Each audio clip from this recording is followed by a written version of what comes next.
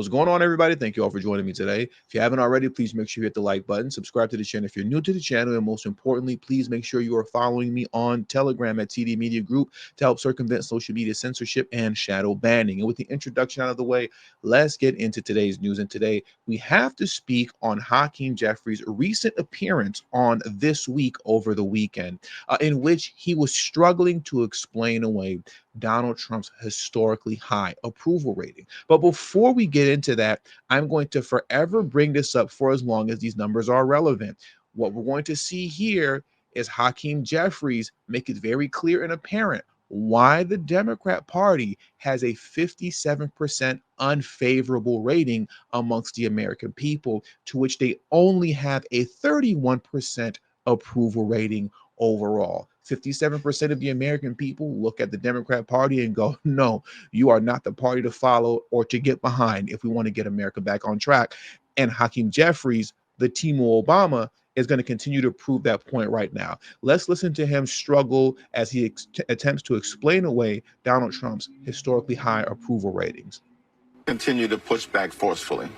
But Donald Trump's favorability rating is actually higher than it ever was the first time around. Let me ask you, a recent poll by Marquette looked at several of the things that he has done or says that he is going to do, and 63% favor federal government's recognition of only two sexes, 60% favor deporting immigrants who entered the United States illegally, 60% favor expanding oil and gas production, 59% favor declaring an emergency at the southern border. Is there anything you are seeing that Trump is doing that you are in favor of, that you think is the right thing? Let me say, as it relates to all of those issues, we're just at the beginning. And the core promise that Donald Trump made is that he's going to lower costs for everyday Americans. In fact, we were told that grocery prices would go down on day one, on January 20th. Costs aren't lower. In fact, costs are increasing. The price of eggs is skyrocketing out of control. Inflation is on the way up. That was the core promise that's been broken. With respect to immigration, listen, we have to secure the border. We have a broken immigration system, and we need to fix it in a comprehensive and bipartisan way. At the same period of time, as Democrats, we're going to protect dreamers, protect farm workers, and protect families who help our communities across the country thrive. So let's address what he's saying right now, because he's speaking a lot of nonsense and, most importantly, a lot of lies. But you have to figure this is the party that is anti-common sense. Okay, first thing is this. Let's just go back and look at these approval ratings of Donald Trump. Right, it has to be a tall task on the side of the DNC to have to be literally opposed to everything that the American people are for. Government recognition of only two sexes, 63% deportation of immigrants here illegally, 60% expanding oil and gas production, 60% declare emergency at the southern border, 59%. These people are literally running counter to everything that the American people want, number one. Number two, he's saying that we have to secure the border. The border is literally secure and is the securest that it has ever been, because the border has been militarized, right? The border is militarized. The number of illegal immigrant crossings have plummeted to the triple digits versus it being 10,000 people crossing the border a day under Joe Biden. This lets you know right now that the moment these people get back in power, these DNC lunatics, they're going to open the border right back open again. And they're going to pretend like they don't understand what's going on. And they're going to pretend like there's nothing they can do about it, just as Biden did. That's number two. But number three, and most importantly, let's get into the lies behind inflation and the cost of eggs somehow being Donald Trump's fault, despite the fact that we are still living in Joe Biden's economy with Joe Biden's inflation, because Trump has only been in office not even 30 days yet. I want to play a quick clip from Caroline Levitt, and then we'll get back into the discussion. Christian Day Talk. Thanks, Caroline.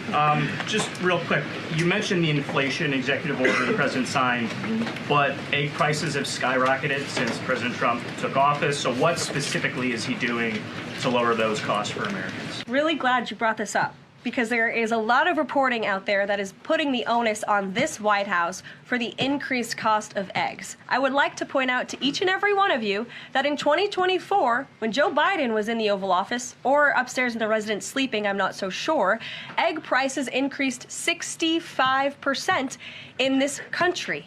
We also have seen the cost of everything, not just eggs. Bacon, groceries, gasoline have increased because of the inflationary policies of the last administration. As far as the egg shortage, what's also contributing to that is that the Biden administration in the Department of Agriculture directed the mass killing of more than 100 million chickens, which has led to a lack of chicken supply in this country, therefore a lack of egg supply, which is leading to the shortage. So I will leave you with this point.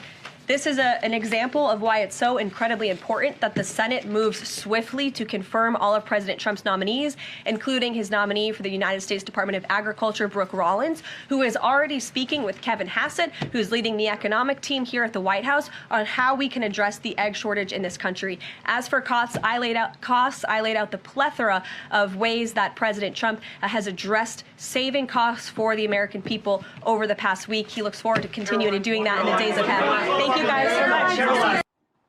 So, as she perfectly laid out, it's not so much so the fact that we've inherited Biden's trash economy and we've inherited Biden's inflation.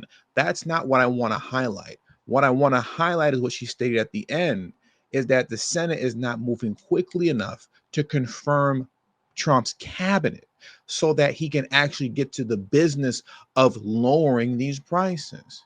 And the reason that it's not moving quickly enough is because the Democrat senators keep delaying the process. So when you're looking at prices being sky high still, you're looking at inflation still going up, you're looking at the cost of everything, not just eggs, but everything still going up. Once again, it's not just the fact that this is Biden's economy still and Biden's inflation. It's literally the fact that Democrats are continuously standing in the way of Trump even having a full cabinet to address these issues, yet laying them at his feet as if it wasn't Biden that he inherited this from.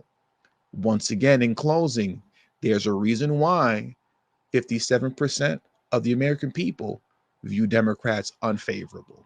And I'll leave you with that. And with all that being said, that does it for today's news. So I want to thank you all for joining me today. Please hit the like button on your way out. Subscribe to the channel if you're new to the channel. Share this video on your social media platforms. And also don't forget to follow me on Telegram at TD Media Group to help circumvent social media censorship and shadow banning. You will never miss a notification if you're following me on Telegram. Peace and have a great afternoon.